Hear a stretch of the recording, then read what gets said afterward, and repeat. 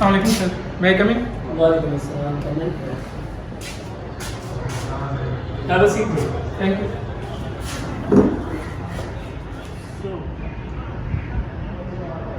जी, उसामा नाम है आपका बेटा? Yes sir, my name is Mohammed Osama Ibrahim. ठीक है। So Usama, give us your brief introduction. I am Mohammed Osama Ibrahim. I belong to Bhakkar. I did my graduation from College of Pharmacy, University of Sargodha in 2020. I did my intermediate from Punjab College Bhakkar in 2015. I did my matriculation from Government Higher Secondary School 67 ML from Bhakkar in 2013. चलें, that's good. यानी कि आप recent graduate हैं, तो आपको कोई field में experience है? हाँ बेटा, क्या कर रहे हो आजकल? कोई जॉब वगैरह कर रहे हो? Sir, I am working as community pharmacist at retail setup in Sargodha. Okay, जैसा आपने बताया कि आप कम्युनिटी फार्मेसी में काम कर रहे हो, तो क्या आपकी जॉब डिस्क्रिप्शन और आपने क्या सीखा वहाँ? सर, रिटेल फार्मेसी पे जो फार्मासिस्ट की जॉब डिस्क्रिप्शन है उसके according expiry maintenance, temperature maintenance, humidity maintenance और नारकोटिक्स की जितनी भी उसके जो भी एसेंशियल हैं उनको मैं जो है सुपरवाइज़ कर रहा हूँ। और जो पेशेंट काउंसलिंग है वो उसका मेन इंग्रेडिएंट है, जो मैं वहाँ पे होते हुए अपनी प्रेजेंस में पेशेंट को काउंसल भी करता हूँ। सो कम्युनिटी फार्मेसी में बहुत सारी दवाइयाँ होती हैं जिनमें से इन्हेलर्स भी होते हैं। अगर आप स्टीरॉयडल इन्हेलर किसी पेशेंट को दे रहे हैं तो आप क्या काउंसलिंग करेंगे उसके बारे में? सर, फॉर इन्हेलर फार्मासिस्ट को चाहिए कि वो पेशेंट को बताए कि उसे यूज़ किस तरह करना है, उसका डिमॉन्स्ट्रेशन देनी चाहिए। तो उसके लिए ज़रूरी है कि पहले पेशेंट ने जो इन्हेलर है उसको शेक करना है। शेक करने के बाद उसने एक्सहेल करना है, अपना सांस बाहर लेना है। उसके बाद उसने एक पफ, जो मीटर डोज इन्हेलर का होता है, वो एक पफ जितने भी डॉक्टर ने प्रिस्क्राइब किए होंगे वो पफ लेके उसने उसको स्लोली इन्हेल करना है। फिर उसके 30 सेकंड तक इन्हेल करने के बाद उसने एक्सहेल नहीं करना। फिर जब वो उसको स्लोली एक्सहेल करेगा तो उसके बाद उसने विद इन 30 मिनट उसने जो है ना गार्गल्स कर लेने हैं पानी से।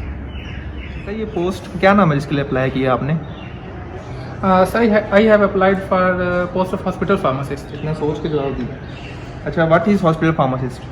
सर, हॉस्पिटल फार्मेसी जो होता है वो जितनी भी फार्मेसी, सेंट्रल फार्मेसी या उसकी जितनी ब्रांचेज हैं, सेटेलाइट फार्मेसीज हैं, उनमें ड्रग का जितना भी डिस्ट्रीब्यूशन है, वार्ड में ड्रग की अवेलेबिलिटी को इंश्योर करता है। और ड्रग रिलेटेड जितने भी प्रॉब्लम्स होते हैं या जितनी भी क्यूरीज होती हैं, मीन्स उनकी लेबलिंग, उनकी एक्सपायरी मेंटेनेंस, उनकी इन्वेंट्री, परचेज कंट्रोल, मैनेजमेंट, वो सब जो है हॉस्पिटल फार्मासिस्ट करता है। How it differ from clinical pharmacist? Sir, hospital pharmacist का जो मेन रोल है वो मेडिसिन तक ही है, लेकिन जो क्लिनिकल फार्मासिस्ट है वो मेडिसिन प्लस पेशेंट दोनों को सुपरवाइज कर रहा होता है। उसकी जितनी भी थेराप्यूटिक नीड्स हैं उनको मॉनिटर भी करता है। अगर फार्माकोविजिलेंस है या ADR को रिपोर्ट करना तो उसमें भी इसका रोल होता है। ADR किसका एब्रिविएशन है? Adverse drug reaction. ठीक है, इसके साथ साथ आप ये बताइए, ये तो आपका सब्जेक्ट से रिलेटेड हो गया, आप अपने बारे में बताइए कि आपकी पर्सनालिटी की कुछ पॉजिटिव ट्रेड्स, कुछ नेगेटिव ट्रेड्स। बहुत सारे लोग हैं, कॉम्पिटेंट हैं, आपके अंदर क्या ऐसी एबिलिटीज़ हैं जिसकी वजह से हम आपको यहाँ पे कंसिडर करें? सर, आई थिंक मैं किसी भी टास्क को जो है वो सर पे सवार कर लेता हूँ और मैं उसके बारे में बहुत ज़्यादा जो है वो मोटिवेटेड रहता हूँ। तो आई थिंक इसमें मैं अपनी पर्सनैलिटी और अपनी फैमिली को जो है टाइम नहीं दे सकता। तो ये आपका पॉजिटिव ट्रेड है या negative trade? Sir, somehow it is positive and somehow we can say it is a negative trade. ठीक है। सो उसामा, हमारे पास लिस्ट ऑफ कैंडिडेट्स हैं और कॉम्पिटेंट हैं।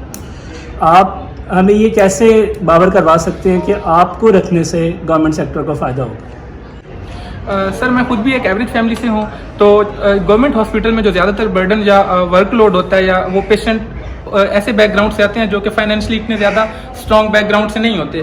तो सर, मैं उनका जो पेन है उसको भी रियलाइज़ कर सकता हूँ और मेरा ये एक एम भी है, विश भी है कि ताकि अल्लाह ताला अगर मुझे इस चीज़ में मौका दे तो मैं अपनी एफर्ट्स को पुट करूँ और अल्टीमेटली जो पेशेंट हैं या जो हमारी सोसाइटी का एक लोअर तबका है उसको मैं अपनी सर्विसेज प्रोवाइड कर सकूँ। ठीक है, ये चीज़ मैं समझता हूँ कि हर फार्मासिस्ट इस तरीके से बात करता है कि वो अपने पेशेंट को हेल्थ केयर प्रोवाइड कर सके। इससे तो पेशेंट का लाजमी तौर पे फ़ायदा तो है, लेकिन गवर्नमेंट इंस्टीट्यूशन को आपके इन कामों से क्या फ़ायदा होगा? सर, फार्मासिस्ट का भी हॉस्पिटल सेटअप में हेल्थ केयर प्रोफेशन में एक प्रॉपर रोल है, जो कि पाकिस्तान में अनफॉर्चुनेटली अभी तक वो रोल जो है एम्प्लॉय नहीं हो सका। तो बीइंग फार्मासिस्ट मैं जो है जितनी भी मेडिसिन है उनका रैशनल यूज़ को इंश्योर करूँगा। Rational use mean effective cost effective therapeutically effective medicine जो है वो पेशेंट को जाए। मीन्स पेशेंट की जो नीड है उसके अकॉर्डिंग उसको मेडिसिन जाए, तो इस तरह जो पेशेंट का वर्कलोड है वो भी डिक्रीज होगा, पेशेंट की जो हेल्थ रिकवरी है वो इंक्रीज हो जाएगी, तो इससे पेशेंट जो है वो properly with in time discharge होंगे। तो जो न्यू पेशेंट्स हैं उनको भी हम हॉस्पिटल में जो है उनको प्रॉपर जगह मिल सकेगी। तो इससे ये है कि जो गवर्नमेंट का वर्कलोड है हॉस्पिटल्स का वो कम हो जाएगा, और गवर्नमेंट को जो अपने रिसोर्सेज हैं वो पहले से अवेलेबल हॉस्पिटल पे लगाने पड़ेंगे इंस्टेड के वो न्यू इंफ्रास्ट्रक्चर डेवलप करें। ड्रग इंस्पेक्टर का नाम सुना हुआ है? यस सर, वो सुना क्या लगने का? जी सर है। क्या काम है इसका ड्रग इंस्पेक्टर का? सर ड्रग इंस्पेक्टर जो है जितने भी ड्रग लॉज हैं उनको इंश्योर करता है, और उन लॉज के जो भी क्लासेज या सब क्लासेज हैं उनके अकॉर्डिंग जो मेडिसिन है उनकी अवेलेबिलिटी और उनकी जो लीगल सेल परचेज है उसको इंश्योर करता है। किस किस जगह पे कर सकता है ये? किस जगह पे? सर किसी भी प्रेमिसेस में जो उसकी टेरिटरी के अंदर होते हैं या जो उसको अथॉरिटी प्रोवाइड की जाती है उसके अंदर जो भी आएंगे, जहाँ पे अगर मेडिसिन स्टोर हो रही है, मैन्युफैक्चर हो रही है, सेल हो रही है, हर जगह पे वो कर सकता है। अच्छा, फार्मेसी और मेडिकल स्टोर में क्या डिफरेंस है? सर फार्मेसी और मेडिकल स्टोर में जो है एक शेड्यूल जी होता है जिसको फॉलो करना होता है, मतलब उसमें ऐसी ड्रग्स हैं जो कि सिर्फ फार्मेसी पे ही सेल की जा सकती हैं, जबकि मेडिकल स्टोर है उस पर शेड्यूल जी जो ड्रग्स हैं उनको सेल नहीं किया जा सकता। अच्छा, इनकी एक स्ट्रक्चर में क्या फ़र्क है कि इनका एरिया कितना होना चाहिए? दोनों में डिफरेंस है कि सेम होना चाहिए? सर डिफरेंस है, फार्मेसी का जो है वो 140। अच्छा, जो टेम्परेचर्स हैं, स्टोरेज कंडीशंस हैं, ये ड्रग आपने ड्रग एक्ट का कहा है कि वो इम्प्लीमेंट करवाना है, तो कौन सा शेड्यूल है ये? Sir I think I am not sure about it, लेकिन I think schedule H. Okay, ठीक है।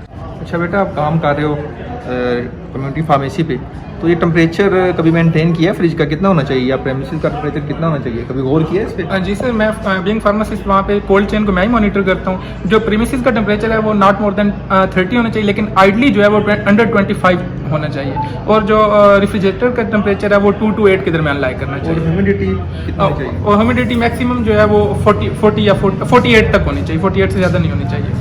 60 तब भी एक्सेप्टेबल है। ठीक है, फॉर इंस्टेंस आप सेलेक्ट हो जाते हो, गवर्नमेंट डिफरेंट डेपुटेशंस पे आपको भेजती है, आपको ड्रग टेस्टिंग लेबॉरेटरी में भी जाना पड़ सकता है, आपको फील्ड का वर्क भी करना पड़ सकता है, आपको हॉस्पिटल टेरिटरी में भी काम करना पड़ सकता है, और अपने शहर से बाहर आमतौर पर। तो क्या आप इतने फ्लेक्सिबल इनफ हो? होम सिकनेस के मसाइल तो नहीं है आपके? क्या ये आपके लिए प्रॉब्लमेटिक तो नहीं है? एग्जैक्टली सर, ये सब चीज़ें अप्लाई करने से पहले मेरे नोटिस में थी, तो सर बिल्कुल मुझे होम सिकनेस नहीं है, क्योंकि मैं एज ए पब्लिक सर्वेंट इस जॉब को देख रहा हूँ। तो इंशाल्लाह जहाँ पे भी मुझे जो कॉम्पिटेंट अथॉरिटीज़ हैं जहाँ पे भी डिप्लॉय करेंगी, इंशाल्लाह मैं वहाँ पे रहते हुए अपना फुल देने की कोशिश करूँगा इंशाल्लाह। चलें, पाकिस्तान, कोविड और फार्मासिस्ट, इसके बारे में आप क्या कहेंगे कि फार्मासिस्ट का क्या किरदार रहा है इसके अंदर? सर कोविड बेसिकली इन दिसंबर 2019 चाइना की सिटी वुहान से इमर्ज हुआ था, पहला केस वहाँ पे डिटेक्ट हुआ था। तो उसके बाद मार्च 2020 में पाकिस्तान में कोविड आया। तो स्टार्ट में इसके बारे में इतना ज़्यादा ना तो डाटा अवेलेबल था और ना ही कोई हेल्थ केयर प्रोफेशनल्स को कोई आइडिया नहीं था कि इसके साथ कोप अप कैसे किया जाए। उसके बाद जितनी भी ऑर्गेनाइजेशन हैं, health organization like world health organization, उन्होंने जो गाइडलाइन पब्लिश की, उसके अकॉर्डिंग फिर फार्मासिस्ट ने पेशेंट की काउंसलिंग से लेके डेटा कलेक्ट करने तक रिसर्च में रोल प्ले किया, पेशेंट की काउंसलिंग की, लाइक इससे कैसे सर्वाइव किया जाए, क्योंकि इसकी अभी तक कोई मेडिसिन अवेलेबल नहीं है।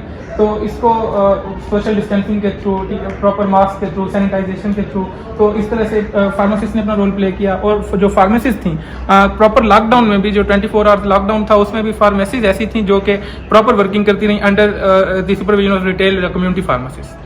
जैसे आपने कहा कि इसका ट्रीटमेंट अवेलेबल नहीं है, यस अप्रूव ट्रीटमेंट अवेलेबल नहीं है, लेकिन इमरजेंसी ट्रीटमेंट अवेलेबल है, जैसे रेमडेसिविर वगैरह और कुछ अब डेक्सामेथासोन की एडमिनिस्ट्रेशन और पैलिएटिव केयर और सिम्टोमेटिक ट्रीटमेंट मौजूद है। तो ये आप अपडेट कर लीजिएगा। यस सर, सिम्टोमेटिक ट्रीटमेंट है, लेकिन जो उसकी रूट कॉज है, जो इटियोलॉजी है, उसको अभी तक ट्रीट करने के लिए कोई प्रॉपर मेडिकेशन नहीं है, कि डिजीज़ की प्रोग्रेशन को रोकने के लिए कुछ नहीं है। लेकिन ये है कि पेशेंट की क्वालिटी को इन्हांस करने के लिए हम सिम्टोमेटिक रिलीफ देने के लिए मेडिसिन यूज़ कर सकते हैं। फॉर्म 5 क्या है? सर ये पंजाब ड्रग रूल्स में स्केड्यूल में है ये फॉर्म। तो इसमें बेसिकली जो है ये ड्रग इंस्पेक्टर के लिए होता है, जब भी कोई वो जाके कोई प्रेमिसेस को सीज करता है तो ये सीजर के लिए ये फॉर्म यूज़ होता है। कौन सा शेड्यूल है? फॉर्म 4 क्या है? सर फॉर्म 4 जो है ये सैम्पलिंग के लिए, आई थिंक सैम्पलिंग के लिए जो हम गवर्नमेंट एनालिस्ट को सैंपल भेजते हैं उसके लिए होता है, सैम्पलिंग के लिए होता है। फॉर्म 6? फॉर्म 6 जो है सर ये मेमोरेंडम टू गवर्नमेंट एनालिस्ट होता है। फॉर्म 7? और जो सर फॉर्म 7 है उसमें गवर्नमेंट एनालिस्ट अपनी रिपोर्ट जो है वो कॉम्पिटेंट अथॉरिटी को देता है। ये फार्मेसी है, इसका कौन सा फॉर्म होता है? सर फार्मेसी का जो लाइसेंस के लिए जिस पे अप्लाई करते हैं वो होता है फॉर्म 8A, और जिस पे लाइसेंस आता है वो होता है फॉर्म 9। और डिस्ट्रीब्यूशन का कौन सा फॉर्म होता है? सर डिस्ट्रीब्यूशन का जिस पे लाइसेंस अप्लाई करते हैं वो फॉर्म 8C होता है, और जिस पे जो लाइसेंस आता है वो 11 होता है, फॉर्म 11।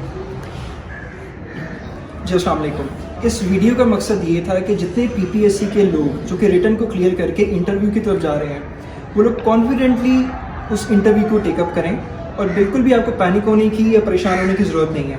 पैनल में 2 या 3 या 3 से 4 लोग होंगे। एक बंदा सामने आपके बैठे आपको जज करोगे आपके कॉन्फिडेंस लेवल को। 2 से 3 बंदे टेक्निकल होंगे। टेक्निकल का मतलब कि कोई सब्जेक्ट स्पेशलिस्ट होंगे, कोई डीन हो सकते हैं किसी सब्जेक्ट के, या फॉर एग्जांपल किसी बायोफार्मास्यूटिक्स के, फार्माकोलॉजी के।